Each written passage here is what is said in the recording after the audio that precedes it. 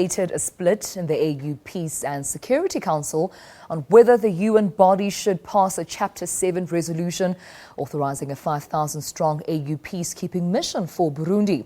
Well, in a report-back session on their recent trip to Bujumbura and the AU headquarters in Ethiopia, Ambassador Abdellatif Aboulatta says some AUPSC members wanted the council to act in support of the mission, while others were concerned that without the consent of Burundi's government, the authorization would be counterproductive. At question is the deployment of 100 AU human rights and military observers and the already AU-approved peacekeeping force the government of President Pierre Nkurunziza has rejected. Discussions also focused on the need for supporting the restoration of security and the provision of adequate protection for civilians in Burundi. The envisaged deployment of 100 AU human rights and military observers received momentous interest. The deployment of these observers would provide better monitoring of the situation and would represent a constructive point of entry in engaging the government of Burundi.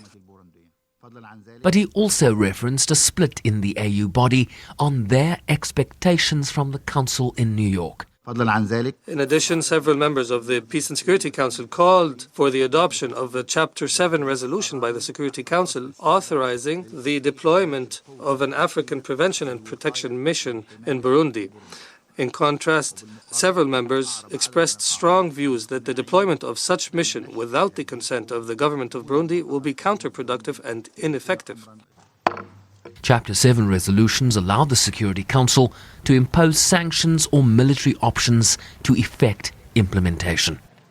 Ambassador Aboulatta told his colleagues they left their meeting in Addis Ababa with a sense that the Peace and Security Council was determined to make every effort to address the situation in Burundi, calling the upcoming AU summit in Ethiopia this weekend a crucial venue for generating a regional strategy that the UN Security Council will be able to support.